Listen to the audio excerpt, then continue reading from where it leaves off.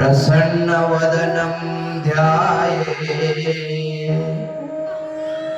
सर्वविघ्नोपशान्तये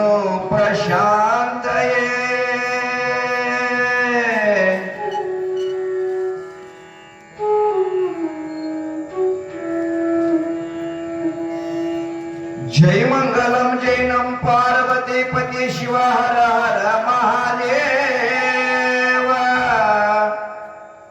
महादेव महादेव। श्रीमद जगद्गुरु सोमेश्वर महाराज के, अमोघ सिद्धेश्वर महाराज के, माधुलिंगेश्वर महाराज के, मरकार सिद्धेश्वर महाराज के, अन्नपूर्णी कुंता देवी माता की, सिद्धरत्न मधुगंडेश्वर महाराज के, जगद्गुरु सिद्धारूढ़ स्वामी जी महाराज के, सकल साधु संत महाराज के। जय मंगलम जय नम पार्वती शिव हर हर।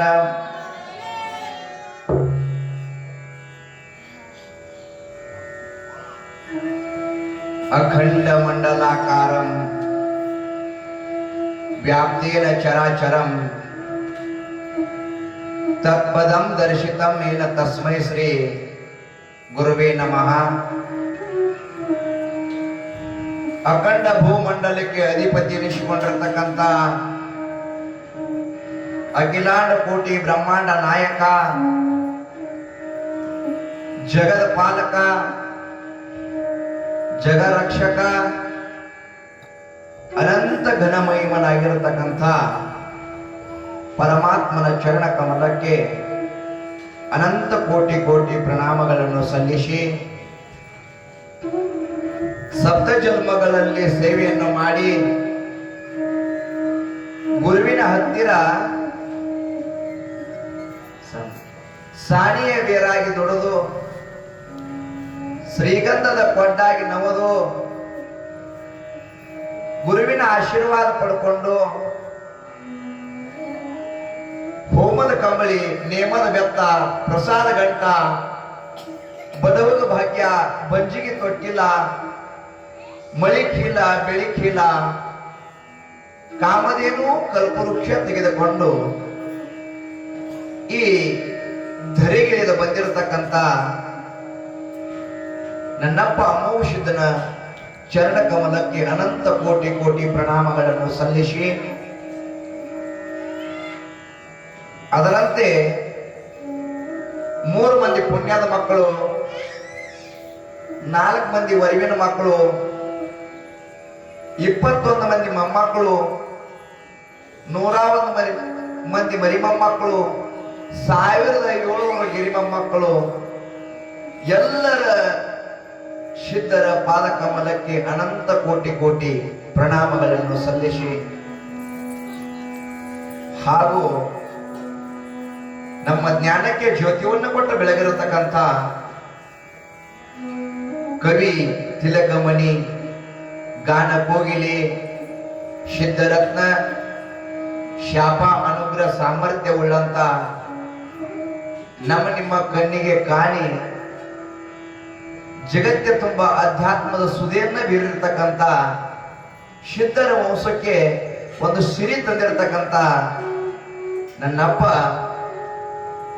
ಶ್ರೀ ಶ್ರೀ ಶ್ರೀ ಸ್ತೋತ್ರಿಯ ಬ್ರಹ್ಮನಿಷ್ಠ ಲಿಂಗೈಕ್ಯರಾದ ಮಧುಗುಂಡೇಶ್ವರ ಅಪ್ಪಂಗಳವರ ದಿವಿ ಚರಣಾರವಿಂದಗಳಲ್ಲಿ ಅನಂತ ಕೋಟಿ ಕೋಟಿ ಪ್ರಣಾಮಗಳನ್ನು ಸಲ್ಲಿಸಿ,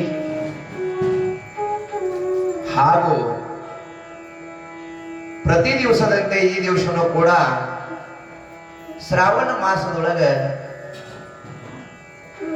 ಜಗದ್ಗುರು ಸಿದ್ಧಾರೂಢರ ಚರಿತಾಮೃತ ತಾವೆಲ್ಲ ಅಧ್ಯಯನ ಮಾಡೋ ಸಲುವಾಗಿ ದಿನಾದಿನಲ್ಲೂ ಈ ಕಾರ್ಯಕ್ರಮಕ್ಕೆ ಭಾಗಿಗಳಾಗಿರುವಂತ ಎಲ್ಲ ತಂದೆ ತಾಯಿಗಳೇ, ಹಾಗೂ ಮುದ್ದು ಮಕ್ಕಳೇ, ಗುರು ಹಿರಿಯರೇ, ಅಕ್ಕ ತಂಗಿಯರೇ, ಅಣ್ಣ ತಮ್ಮಂದಿರೇ, ಕಲಾವಿದರೇ, ಕಲಾರಸಿಕರೇ, ಕಲಾ ಪಂಡಿತರೇ, ತಮ್ಮೆಲ್ಲರಿಗೆ ಶರಣು ಶರಣಾರ್ಥಿ, ಶರಣು ಶರಣಾರ್ಥಿ, ಶರಣು ಶರಣಾರ್ಥಿ.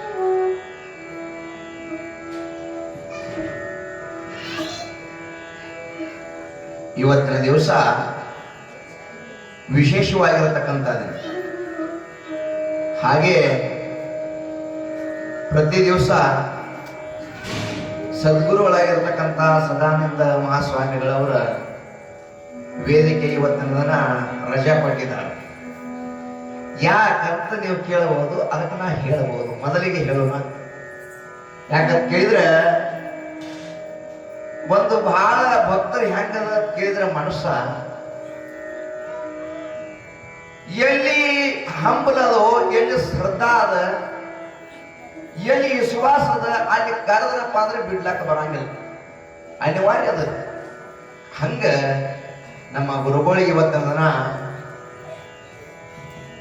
ಪ್ರತಿ ವರ್ಷದಂತೆ ಪ್ರಕಾರ ನಡ್ಕೊಂತ ಬಂದಿರತಕ್ಕಂಥ ಕಾಕಂಡಿಗೆ ಒಳಗೆ ಸದ್ಭಕ್ತರಾಗಿರ್ತಕ್ಕಂಥವ್ರು ಒಂದ 4-5 ದಿವಸ ಜೀವ ತಿಳಾಕ್ತಿದ್ರು. ಅಪ್ಪ ಅವರು ಪ್ರತಿ ಸಲ ಬರ್ತೀರಿ ಅಂದ ಬಳಕೆ ಈ ಸಲನು ಬಿಡಬಾರ್ದ್ರಿ, ನಾವ್ ಹಿಂಗಿನಿ ಪೂರ್ಣವಾಗಿ ಕಾರ್ಯಕ್ರಮ ಹಿಡಿದಿದ್ದೇವ್ರಿ, ಬರ್ಲಾಕ್ ಆಗುದಿಲ್ಲ ಅಂದ್ರು.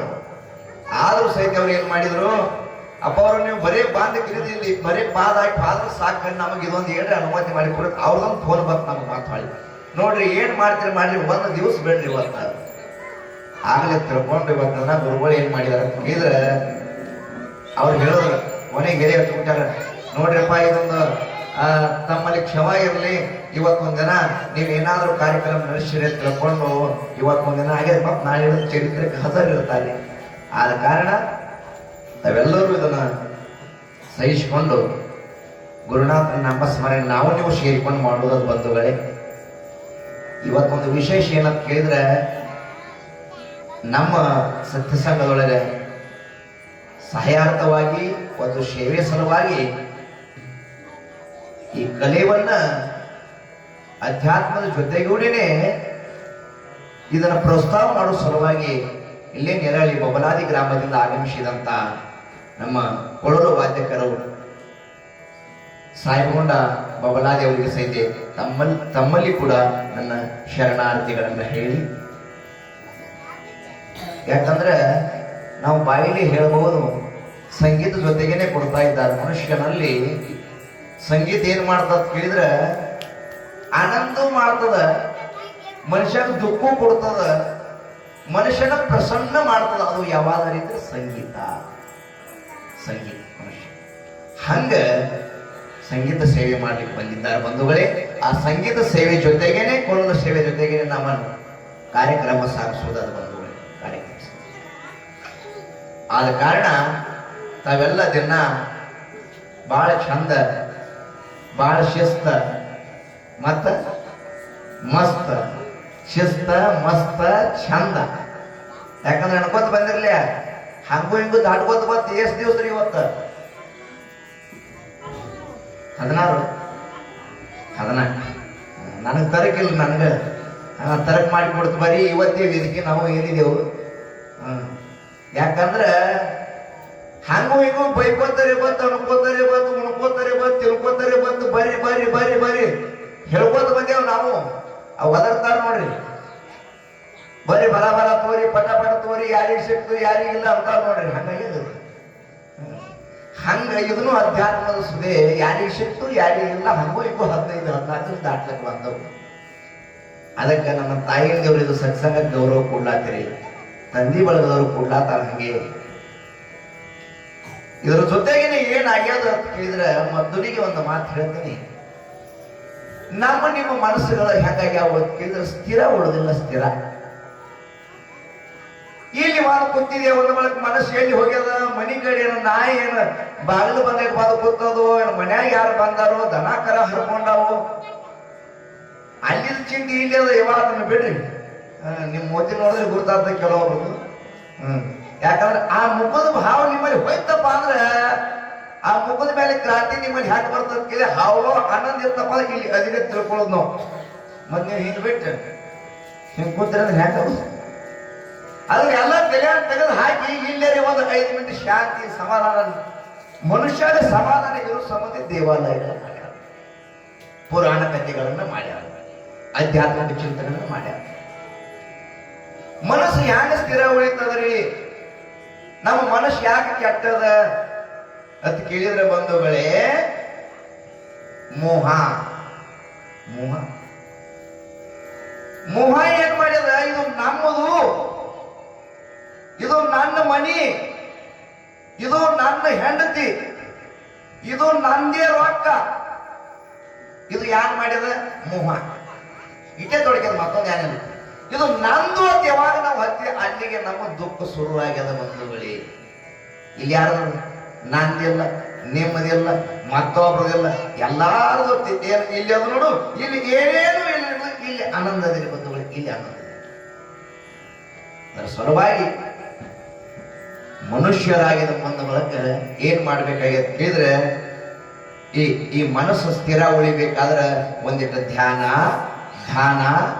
ಪರೋಪಕಾರ, ಪುಣ್ಯ, ಸತ್ಸಂಗ ಮಾಡಿದ್ರೆ ನಿಮ್ಮ ಮನಸ್ಸು ಸ್ಥಿರ ಆಗ್ಯಾವ. ಸ್ಥಿರ